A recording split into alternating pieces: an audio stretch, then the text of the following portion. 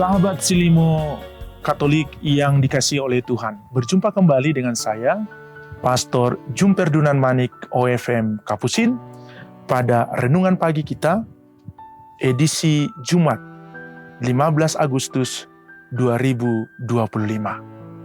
Para saudara-saudara terkasih, sebelum kita mendengarkan renungan kita, mari kita menyampaikan intensi-intensi pribadi kita sepanjang hari ini. Mari kita tandai diri kita dengan tanda kemenangan Kristus. Dalam nama Bapa dan Putra dan Roh Kudus. Amin. Marilah kita berdoa. Allah Bapa Maha Setia, Engkau telah mengutus Putramu, Tuhan kami Yesus Kristus, untuk memperbaharui perjanjian-Mu dengan kami. Mampukanlah kami, sahabat-sahabat Silimo Katolik, untuk selalu ingat akan kasih setia-Mu dan berusaha hidup dengan setia sebagai umat kesayangan-Mu. Dengan pengantaran Tuhan kami, Yesus Kristus Putra-Mu, yang hidup dan berkuasa bersama Dikau dalam persatuan Roh Kudus, Allah sepanjang segala masa. Amin. Tuhan bersamamu dan bersama rohmu. Inilah Injil suci menurut Matius. Dimuliakanlah Tuhan.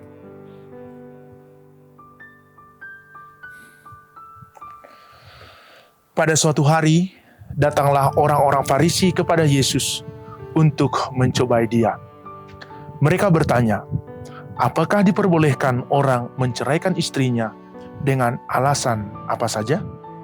Yesus menjawab, tidakkah kalian baca bahwa Ia yang menciptakan manusia sejak semula menjadikan mereka pria dan wanita? Dan Ia bersabda, sebab itu pria akan meninggalkan ayah dan ibunya dan bersatu dengan istrinya, sehingga keduanya itu menjadi satu daging. Demikianlah mereka itu bukan lagi dua, melainkan satu. Karena itu, apa yang telah dipersatukan Allah tidak boleh diceraikan manusia. Kata mereka kepada Yesus, jika demikian, mengapa Musa memerintahkan untuk memberi surat cerai jika orang menceraikan istrinya?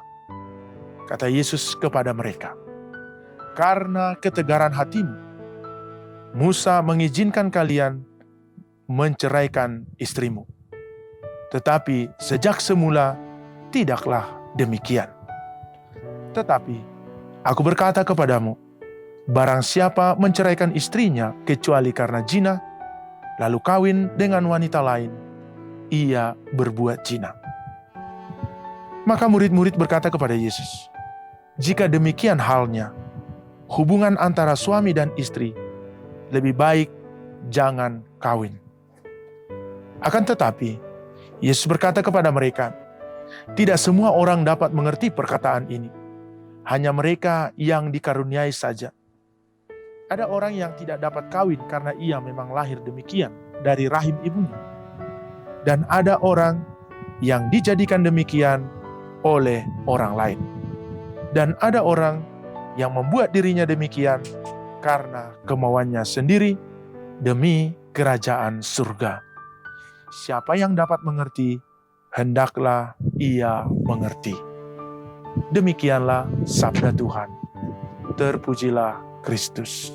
Saudara-saudariku yang terkasih, sahabat Silimo Katolik yang dikasihi oleh Tuhan.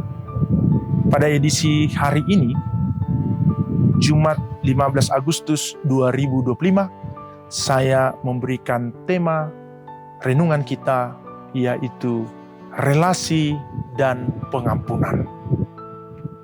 Saudara-saudariku yang terkasih, ada begitu banyak relasi, mulai dari pertemanan, persahabatan, persaudaraan, suami istri, kakak adik, orang tua dan anak, dan relasi-relasi lainnya. Dari semua relasi itu, pengampunan menjadi sajian utama sehingga semua relasi itu berjalan dengan baik. Ada sebuah hubungan yang unik antara relasi dan pengampunan, yaitu bahwa relasi yang semakin dekat, yang semakin dalam, akan melahirkan pengampunan yang semakin mudah. Kesalahan dihapus oleh cinta yang besar. Saudara dan saudariku yang terkasih, sahabat Silimo Katolik yang dikasihi oleh Tuhan. Kunci utama dalam sebuah relasi perkawinan, yaitu satu daging dan tidak terceraikan. Kunci utama dalam semua itu adalah pengampunan. Pengampunan lahir dari cinta yang besar. Pengampunan itu akan memperbaiki setiap relasi yang kurang baik. Pengampunan itu akan memperbaiki setiap relasi yang retak, setiap relasi yang hambar, dan setiap relasi yang dingin dan kaku.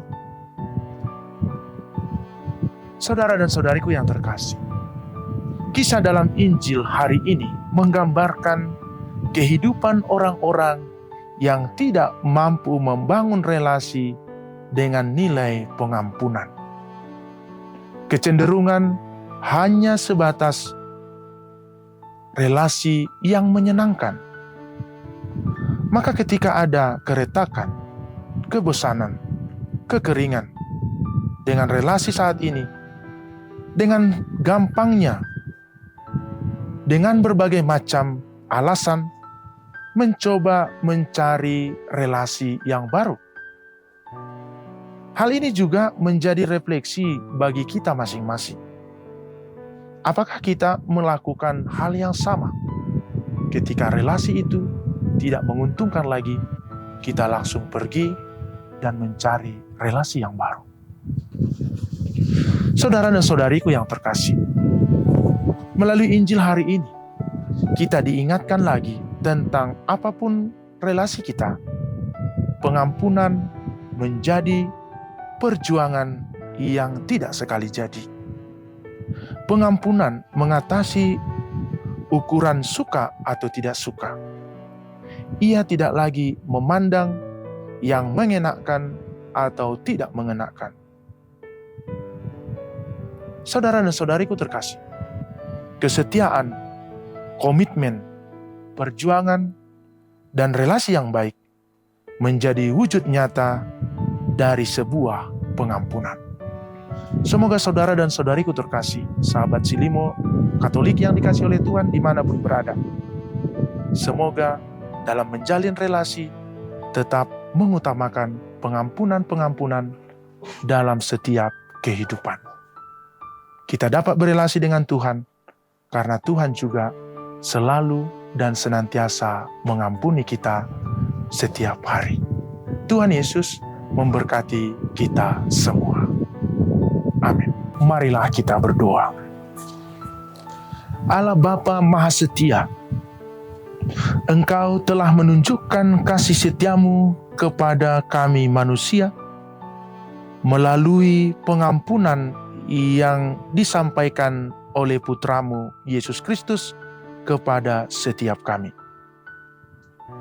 Melalui pengorbanan Putramu yang kami kenangkan dalam sabda yang kami dengarkan, Engkau menyampaikan bahwa Engkau mencintai kami manusia dan senantiasa membuka rahmat pengampunan.